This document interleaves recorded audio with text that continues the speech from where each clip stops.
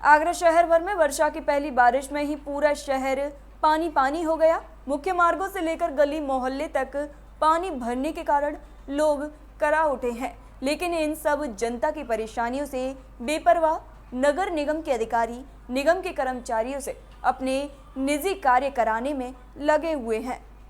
मामला आगरा के ईदगाह चौराहे का बताया गया है, जहां पर नगर निगम के ताजगंज जोन के अंतर्गत वार्ड 61, 22, 49, 64, 35 अन्य में तैनात स्वच्छता निरीक्षक द्वारा नगर निगम में आउटसोर्सिंग पर तैनात सफाई कर्मचारी से अपनी निजी कार साफ करवाते हुए एक वीडियो सोशल मीडिया पर तेजी से वायरल हो रहा है।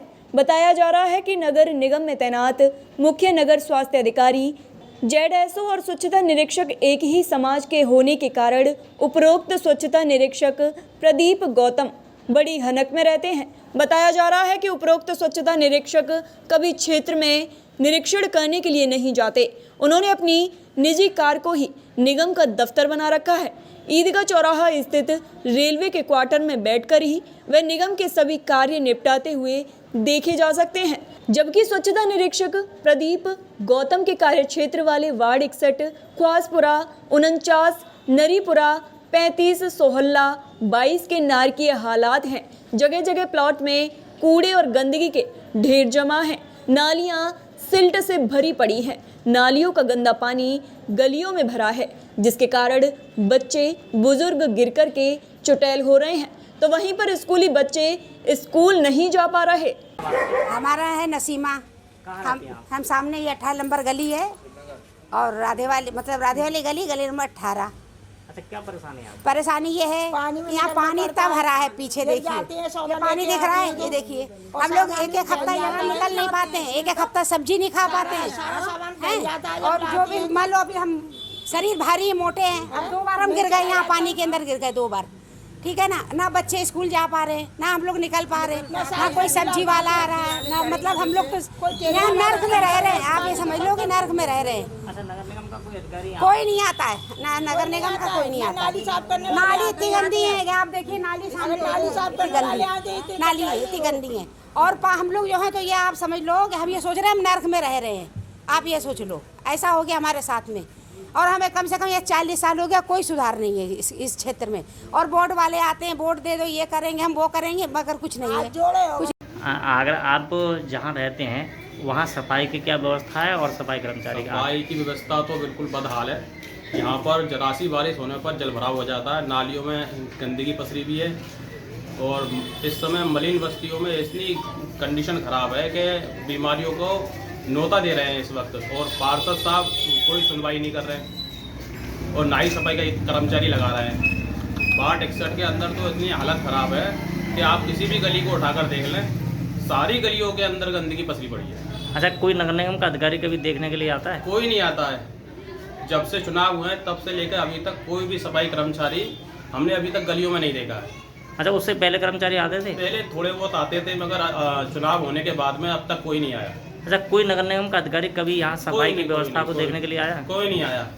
अच्छा, यहाँ पर पंप जो पानी के लगे हुए हैं, जो रोजाना पानी फेंकते हैं, जो गलियों में पानी भर जाता है, क्या वो पंप प्रॉपर तरीके से चल रहे होते हैं? प्रॉपर चल रहे होते तो गंदगी पसरी नहीं होती, पानी भरा ही नहीं होता, चल ही नहीं रहे। अच्छा, आप MIM के अध्यक्ष हैं, इस नाते आपने नगर निगम के अधिकारी से शिकायत की? कई बार जिलाधिकारी महोदय को मैंने ज्ञापन दिया था और मैंने उनसे मांग करी थी कि मलिन बस्तियों के अंदर जितनी गंदगी पसरी पड़ी है उसका निस्तारण करें, मगर आश्वासन दिया गया, काम अभी तक नहीं हुआ।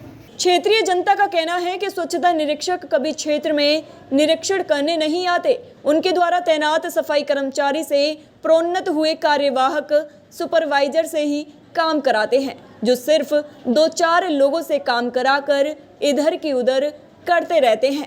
मेरा एक कहना है, हमारे यहाँ कर्मचारी बहुत कम है और कम क्षेत्र हमारा बहुत जलभराव से है और लोग बहुत ज़्यादा दिक्कत में हैं, लोग परेशान कर रहे हैं हमको भी। जो कर्मचारी नहीं है तो हम भी क्या करें? कर्मचारी इसमें बहुत कम है, कर्मचारी बढ़ाए जाएँ पहली बात तो। और जो कर्मचारी हैं वो भी ढंग से काम नहीं कर रहे हैं, वो भी बहुत परेशान कर रहे हैं। किसी को भेजो कोई गली में और हमारी मर्जी से काम नहीं कर रहे।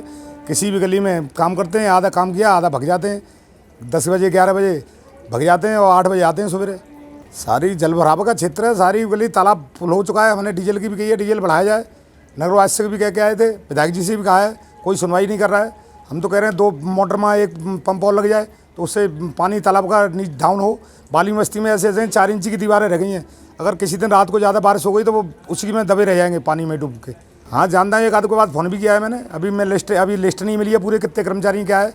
अभी ये नगर निगम से लिस्ट मिलेंगी। अभी तो सदन ही नहीं बैठा है, 3 महीने हो गए सदन नहीं लगाया अभी तक। सदन लगे तो अपनी बात रखें हम, यहाँ से जिससे विकास हो क्षेत्र का। वहीं वार्ड 49 से भाजपा पार्षद अजय गोस्वामी का कहना है कि जनता लगातार उन्हें जल भराव और गंदगी की शिकायत करती रहती है और वे लगातार निगम अधिकारियों से इसकी शिकायत करते हैं, लेकिन इसके बावजूद भी उनके क्षेत्र में ना तो कभी सफाई कर्मचारी पूरे आते हैं और ना ही अधिकारी निरीक्षण करते हैं। इन सब घटनाक्रम के बाद में बड़ा सवाल खड़ा होता है।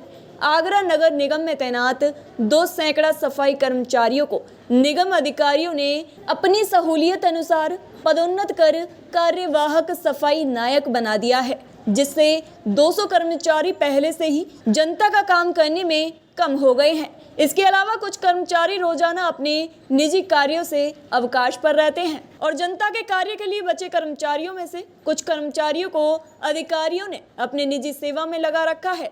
यही कारण है कि पूरा शहर पहली बारिश में ही पानी पानी हो गया और निगम अधिकारी निरीक्षण के बाद भी इस गोरख धंधे पर ध्यान नहीं दे पा रहे। प्रातः दर्पण न्यूज के लिए आगरा से मुकेश ठाकुर की रिपोर्ट।